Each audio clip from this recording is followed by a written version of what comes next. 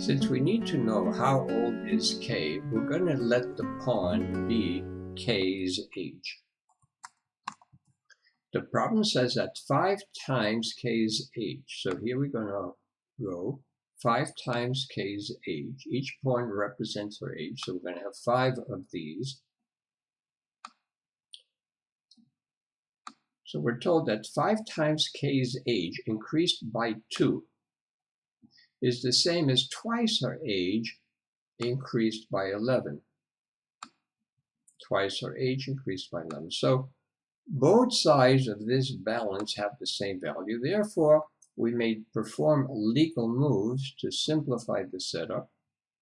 So let's remove 2 blue pawns from each side.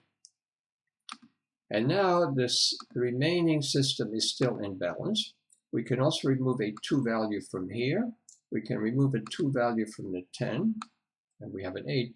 So now we know that if 3 pawns are worth 9, that each one is worth 3. And we said that the pawn is K's age, so we can write the answer as K's age is 3. To do the check, we will set up the original problem one more time. So you have 5 times K's age increased by 2 is the same as twice her age increased by 11.